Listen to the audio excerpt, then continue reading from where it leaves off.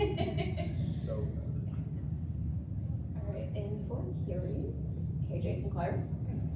One and the same. Stories have characters, plot, conflict, setting, all of that. What part of the story comes first to you?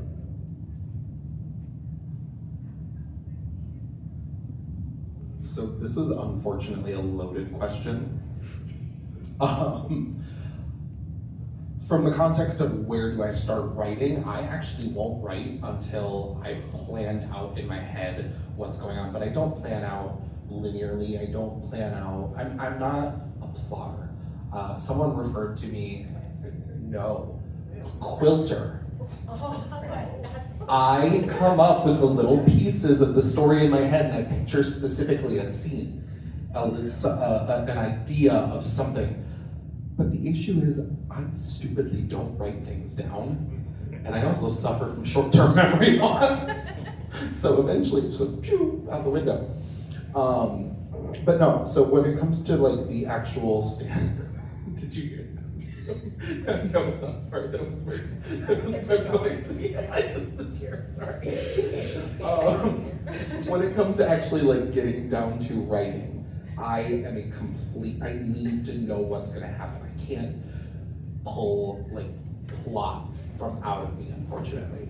When it comes to what pops up first, it is a swing 50-50 on whether someone's going to die or someone's gonna fuck.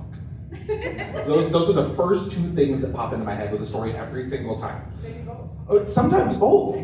Like I'm currently working on a romantic tragedy, and unfortunately, the first thing that popped into my head was two men standing in a hospital room. But that was what drew it, and I was like, oh my god, wait, what if I wrote a Walk to Remember made it really gay? That's literally where it all comes from. It's just, I picture something, and then I have to plan out the rest, and then I start writing.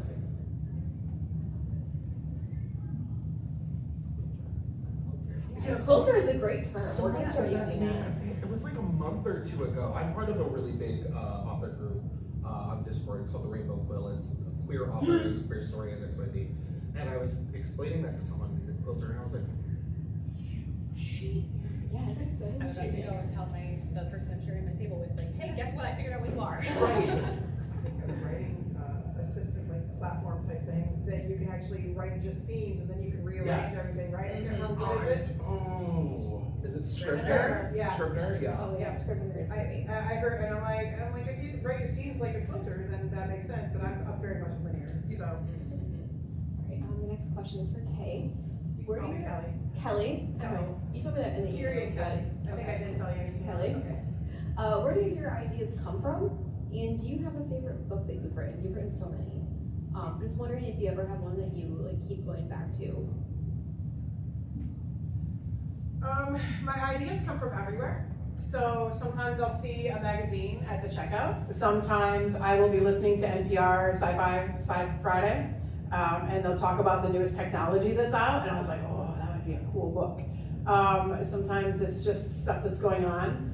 So for instance, actually my first high fantasy, which is this one right here, I'm like, why bring a book if I can bring a poster? This is Elemental Attraction. And I was watching a panel of other sapphic female romance authors. Most of them were contemporary romance authors, and they were all self-sufficient, right? They were like top tier, all making very good money off of it. And they're like, unfortunately, you're never going to make the same kind of money as a speculative fiction author. It's true. It's just the popularity in numbers. And I was like, well, that's a lot of BS, right? I'm not gonna, I'll tame my language. But I thought, I don't even like reading contemporary romance usually. It always has to have something, right? Something zippy about it as a speculative fiction lover. And so I thought, wouldn't it be funny to take the elements that I really liked. I like fake romance. If I'm gonna read a contemporary romance, it's gotta be a fomance, or maybe sports romance. And I thought, wouldn't it be funny to take those contemporary romance most popular tropes and set them into a fantasy world. And as somebody who is a major world builder, entire Excel spreadsheets, I thought, it's exhausting to write a world, and I don't want to write another series because I hate it, even though I have a bunch. So that was where this book came from. I wanted to write a romance, and it was all inspired by that panel. I wanted to write a romance, so it's a funny fantasy romance. I created the world. I turned a lot of stuff on its ear because, again, I don't like following those same things. I'm like, I'm gonna make up how long these people live, or these characters, this half elf, half dragon shifter. I'm gonna make up my own mythology in it.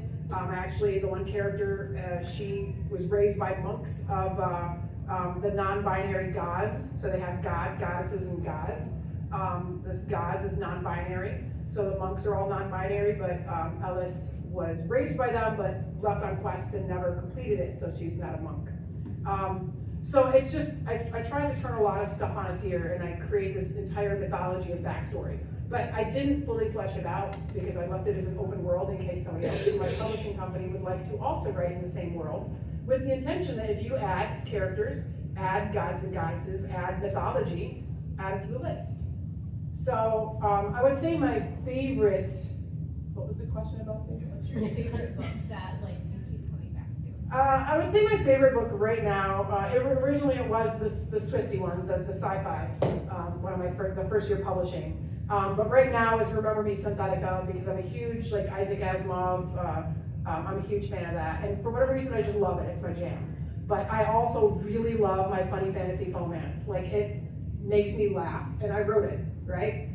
It's emotional, it's all the things. I try to write in a way that, the reason why, let's say, Marvel is very popular, because Marvel walks that line of hitting high emotion, action, adventure, comedy, all of the things, because that's all the things you find in real life. So I try to walk that line with my own books and make them relatable.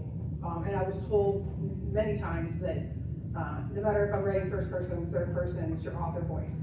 But I would say definitely Remember Me Synthetica is my favorite right now, and this might be a second favorite. So. That one right there, Elemental Attraction? Yes, yes. Picking that up on the way back in. And so at this point, I'm gonna open it up to audience questions. If anyone has a question and you ask that question, you get a sticker. I will bribe you into asking questions. They're very, very cute stickers. Does anyone have questions? Because I have more. You guys? You can have a free poster. Yes. Hey, Free poster on the table. Like when world building and like mapping out like buildings and stuff, do you guys have like do you draw anything out, or do you like have certain like places you've been that you kind of base the world off of? That makes sense. That's a good question. I usually build the world as I need it for fantasy. So there's a manor house, I will kind of map out the house just on paper as I need it. Lelouch is in Mediterranean, so I had to go to Malta to see what that was about. So it's a sixpence. So yeah, I kind of build the world as I go, but I usually just hand draw. I don't really have a tool for it. You mentioned this earlier, but I'm a pantser writer, so the world building comes along with the characters. The characters very much drive my writing for the most part, and so then the world building starts developing around that, and then I'll start doing like some, little thought will come up, and then I'll start doing my own research off that little thought, and then kind of like weave it back into it. So my first drafts are never the same as like my second or third draft because of that. So world building to me is very much character driven and random too. I wish I could plan everything out, but then I don't stick to the script at all. So Sometimes it writes itself. yes. For me, it's kind of a mix, like, with indoor spaces, I really struggle to picture them. So like sometimes I do have to draw out maps and like figure out like where they even have to go. With outdoor spaces, it's a lot easier because a lot of it is vibes. But I do base them a lot on different places that I love. The main kingdom in my first book is called Atlas, and it's mainly based in like, it has like some Greek kind of aesthetics to it, but it's also very based in Naples, Florida, which is where one of my aunts lives, and I go down there a lot for vacation, and it's just beautiful. So it's like a lot of the beaches that I love, a lot of ocean stuff went into this, and it actually makes it a lot easier when you've been to places that you're writing, like not specifically what you're writing about, but like places like what you're writing about, because you know you've touched it, you've experienced it, like you've got the tactile sensations to go with it, you know how things work, and that's my favorite way to write world building, is to kind of try and work as much of my real life stuff into it as I can, even when it's fantasy.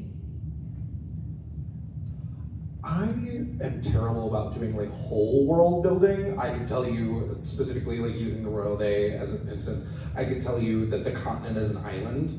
I could tell you that most of the major cities lay on a coastline or like a cliff line of some sort. What I do a lot of though, and my editor had me dial it back a little bit because it was taking up a lot of word space. What I do is I tend to describe the surroundings in the setting. So I can tell you exactly what color the trees that Dreedy and Flynn were under when they had their first kiss. I can tell you what color the cobblestone was on the streets when it was raining, when Charlie was running through the city and Dreedy was chasing her.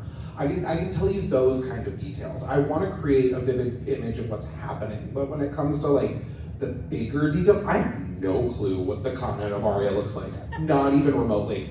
Not even to the slightest, other than it is an island. I don't know how many cities there are, don't know it, but I can tell you what color the cobblestones were when it was raining.